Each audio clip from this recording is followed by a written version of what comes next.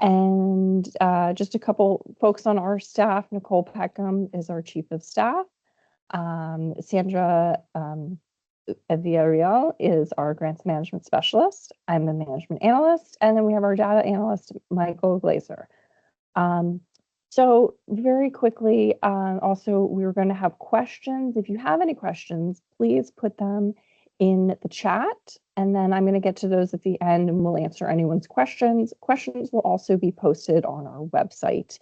Once this meeting has concluded, we will get those up there. So about DMPSJ, the Office of the Deputy Mayor for Public Safety and Justice provides direction, guidance, support, and coordination to the district's public safety agencies to develop and lead interagency public safety initiatives and to improve the quality of life in the district neighborhoods. And I think I'm about ready. I'm going to turn this over to my colleague, Sandra, who's going to be leading us for the rest of this. And she is going to be our grants manager for this grant. So she is our expert. Thank you. Hi, everyone. My name is Sandra Villarreal, and I'm the new grants management specialist here at DMPSJ. And right now I'm going to share with you guys the program funding and goals. So approximately this year, this FY25, we have received $500,000 for grant funds to enhance the security and safety at physical sites of nonprofit organizations located here in the District of Columbia. The award size may vary, and eligible organizations will be funded for a minimum of $25K for projects that meet the criteria outlined in the RFA. We expect for the grantee to use up all their funds by September 30th. And if applicants have multiple locations here in the district, you guys may be able to submit 2 separate applications for the different locations. However, there's a maximum award amount per organization for $150K. Regardless of how many locations you have. And then the goal for the program is to enhance the physical and cybersecurity at-risk nonprofit facilities, protecting the lives and property of the district residents and visitors from terrorist and extremist attack. The grant will support nonprofit activities for 3 key areas: protecting soft costs and soft targets, and crowded places, planning and training and exercise. Training exercise. And then the slideshow. Trying to go to my next page. Hold on. There you go. So the program overview. So like I mentioned before, we have 3 focus areas that we're the grant funds will be able to fund. So to enhance the protection of the soft and target and crowded places, the key things that we're looking into to fund are private contracted security guards, operational, enhancing the protection of the soft and soft targets and crowded places, intelligence and information sharing, research and screening. So then here there are a few examples, and this information is also in the RFA. If you guys want to look more in depth into it, like the examples of the program activities that the grant funds could be used for. And then for planning, we have the risk management protection programs and activities, and operational coordination. So, and then for exercise and training, it's long-term. So like if you guys want to, do training for your staff, for active shooting would be an example, for security training for employees, and responsive exercises. So eligible applicants. So eligible applicants for the proposal of this program to be considered, you have to be a community-based nonprofit group organization in DC to apply. Then DMPSJ does reserve the rights to award the fund under any funding source, regardless of the applicant's designee. And And then, however, you are not eligible if you have received federal funding in FY24 for the U.S. Department of Homeland Security, for the grant program called Nonprofit Security Grant Programs, known as NSGP. And the reason that those applicants will not be eligible for this grant is because our office is really trying to open the door for other nonprofit organizations to apply that didn't receive that grant in FY24. And just for us to be, be able to help more grantees, more applicants be able to apply. And then, as I mentioned before, the minimum request to apply is 25K. So that could give an opportunity for more applicants to receive this money. So eligible funding use, grant award funds may be used to pay off salary and fringe benefits for staff, equipment training, first aid, other medical materials and equipment, anything that aligns with the programming, and other specific and approved costs to support the improvement of public safety in reference to this grant program. The grant will not fund food expenses, traveling expenses, lobbying, any costs to submit this application, we cannot fund, any existing debt, or taxes owed to the district or anyone else. And then expenses, of reimbursement to a different grant program in DC, personnel use or uses related to the business, in this grant. And then, so the grant application checklist, this is, you could also refer to the RFA on page 14. So here I listed all the required documents that you need in order to submit your application in our Zoom grants. And then I also uploaded the templates in Zoom grants, so you could pull those from there. For then it's fillable, fill it out, and then upload it into your application. And then we have our scoring criteria and points. So the application will be it will be scaled at 100 points. And then these are the scoring criteria, the organization, information and capacity, initiative and program proposal, and evaluation and stability, and then budget and financial management. However, if your application scores 60 or less, you will not be eligible to receive this fund. The program timeline. So we released the NOFA on January 24th, and then released our request for application on January 31st. Today, we're hosting our pre-bidder conference. And then on Wednesday, December 12th, will be the final day for organizations to submit their questions by 5 p.m. for then us to be able to post the next day on the 13th. And then the RFA closes on February the 13th. And then we plan to no longer than Friday, March 28th, to notify who's been awarded and declined. And then the grant program is awarded through today. Whenever you get an executed grant agreement through September 30th, because it's per fiscal year. And then here again, just wanted to put the application deadlines. So we will only be able to accept applications via Zoom grants. No manual, like no physical applications will be accepted. The applications are due, like I mentioned before, February 21st by 11:59 p.m. Eastern time. Anything that's received after the deadline will not be reviewed for the cycle. And to ensure fairness and consistency, we request that you please submit your questions to our email at dmpsjgrants@dc.gov, and we'll respond and post it in our website. And that's it. Thank you guys so much for participating. And if you have any questions, right now will be the time for us to be able to answer.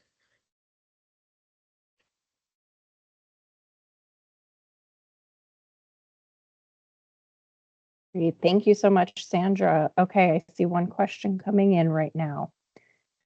This is from Monica. Does the requested funding need to be for extra services, or can we request funding for costs we are already planning for, specifically for security personnel?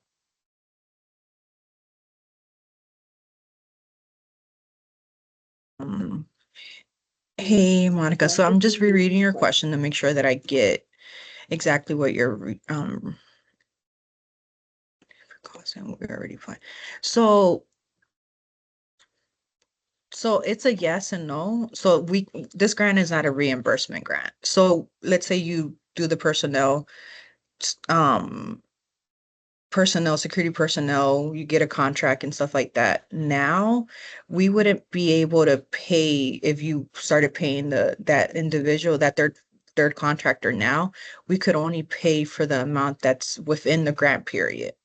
So if you pay costs earlier before you even get awarded, then that's on the organization. But DMPSJ could only work during the period of the grant period, if that's clear.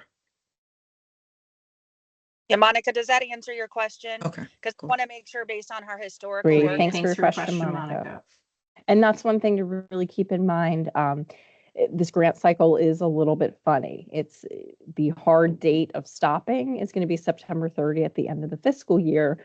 And then the start date, as my colleague Sandra mentioned, is kind of pending when we get grants executed and out. So that funding date, we're probably around April, but that's when you're going to be looking to spend the funding. It's going to be probably that April through September 30th time is kind of what we would anticipate.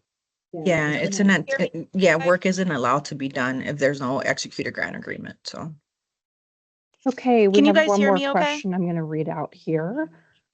We received a NSGP grant in FY 2023 with a grant period of FY 23 through FY 25.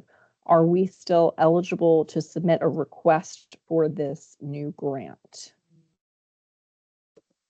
So unfortunately, the answer would have to be no, because since your grant period's from FY23 to FY25, that means that in FY24 you received funds. So then you wouldn't be eligible to apply for this specific grant because of that, unless you have a different location that didn't receive these funds for the federal fund. Hey, ladies, I just want to make sure. Can you hear me? Thanks for the question. Okay, looks like we have another question coming in. Question, ... So the federal grant program. So I'm reading, Rachel, so if an organization has two locations and one of the locations received the federal funds in FY25, but the other one didn't, would, can the second location that did not receive the federal funds be eligible for this program? The answer is yes. Since the other location didn't receive the federal funding for that specific location, then yes, they could apply. Okay, great question. Oh, Nicole, no, we can't hear you. Our chief of staff is joining. Can you hear me? Oh, I can hear you. I can't hear Nicole. This is Adam Roston. Can you hear me?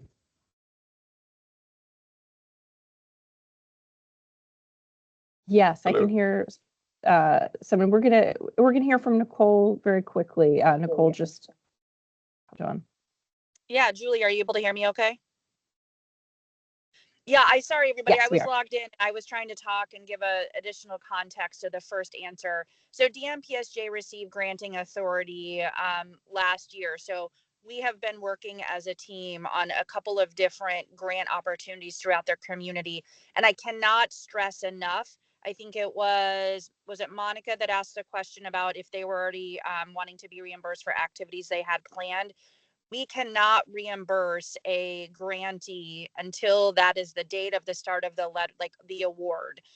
So I just really, really want to emphasize that if you're planning to enter a contract starting today, as an organization holistically, if an organization wanted to do that, if you end up being selected, I just want to emphasize this because we have experienced that with a couple of our other grant programs we run. We will not be able to reimburse an organization for services rendered until that start date of the award. And so I really, really want to stress that to make sure that we are being very clear about expectations of reimbursement.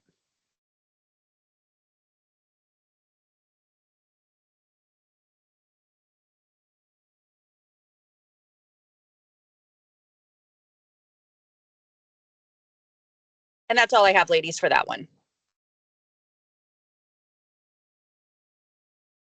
The next question, based on the rules stated that the recipient of FY24 federal funded grants do not qualify for the DC grant, the previous question about receiving a fund in FY23 seems to suggest that they should be eligible since it was an FY23 grant rather than a 24 grant. So it varies because you guys would have you would have to show evidence that an FY23, there has to be evidence that the grant period from your federal fund has ended. So then you could qualify. Nicole, would they be able to qualify? I think this is a question that I would defer to our chief of staff. Nicole, Yeah, I Okay, think it really, I think it's, can you hear me okay, Sandra? I think we're having, you Yes. and I are having, okay. So I think it Yeah. really depends on the term of your grant award, to be honest with you. I think what our primary intention here is that if an organization received federal funding last year in fiscal year 24 to execute through the program that we're talking about through the federal Homeland Security through FEMA, I think we're going to need to be able to see the terms of your agreement. Like if you got something in FY23, I believe that these were just single year grant agreements, but I am not a subject matter expert in these. Nicole, can you hear me? This is Adam Bronstown. Yeah, I can hear you, Adam. Since 2022, the federal grant is a 3-year grant. Okay. They do that on purpose because by and large, the first year is paperwork and waiting for an agreement. Yeah. Okay. If you stick by this 2023 grant ineligibility, then you're also going to disallow FY22 nonprofit security grant program awardees because they have until 2025. Yep. But the reality, we'll go ahead. We'll go ahead and put a. Sorry, there's a delay. Sorry, Nicole. The reality is that the reason why those grants are still in process, by and large, is for 2 reasons. One, again, the first year is usually paperwork and waiting for your grant approval, right? And second of all, because they're reimbursement grants, most organizations, they have to take time to actually do these projects because it's a matter of funding cycles, internal funding cycles of when they have enough cash. But I will say this, that if you rule out, I mean, I understand what Craig is saying because the language only says FY24. If you rule out 23 and 24, you're going to rule out a lot of organizations from applying for this money. You're going to rule out a lot of organizations. What we'll do is that we'll have clarity for everyone. We'll go ahead and put an answer in response. I definitely hear you, Adam. I believe that our intentions initially were for 24 only. So let us go ahead and get, what we'll do is for those that are on the line, we'll add this to the question. If you all have seen on our landing page on dmpsj.dc.gov at the bottom there, I think we have put up answers to 3 questions. So far, we'll get an answer up there very quickly this morning to provide clarity. Yeah, I think we all understand why you wouldn't want someone to fund an organization that already has an FY24 grant because that is absolutely current. They just received it. They haven't done anything with it. But anything before that would be, I think, exceptionally harmful to getting to helping organizations. Thanks for your feedback. Thanks. Okay. Do we have any other questions right now?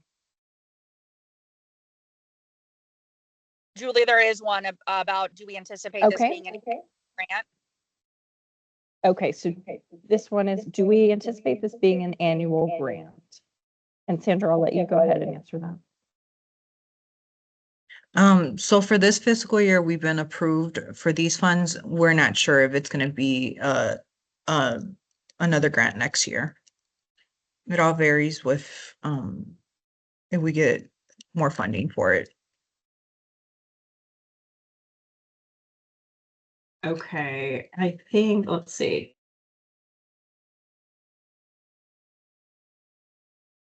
Julie, we're having a hard time with your sound. Sandra, do you want to pick up the questions? Um, Or I'll okay. Is there a definition for community-based nonprofit?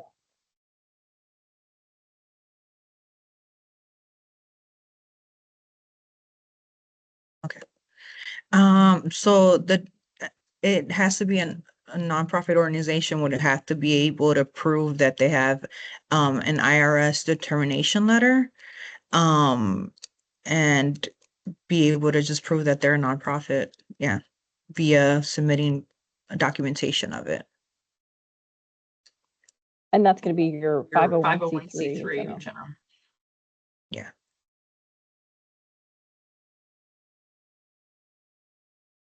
Okay, see, Ella has her hand up. I'm going to unmute you so you can speak now.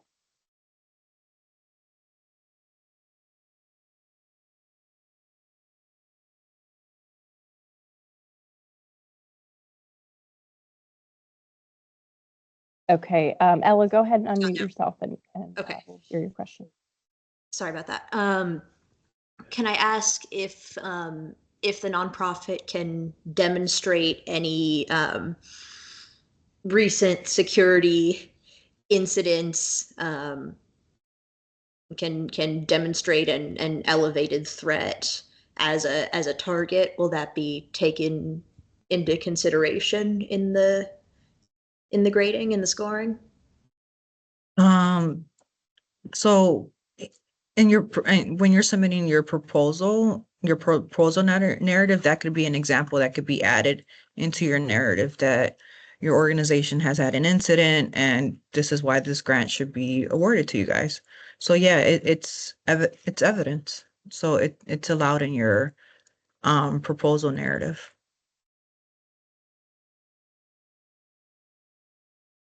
Thanks. Thank you. Does anyone else have any questions?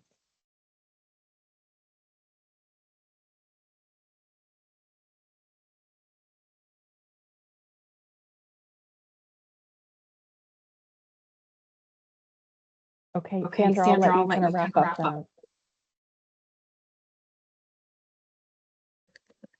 Thank you everyone for joining. Like we mentioned before, you can submit questions to our email at dmpsjgrants@dc.gov, and we'll also post the questions that are here into our website today. So thank you so much for participating, and we can't wait to see your grant proposals. Bye. Thanks, everyone.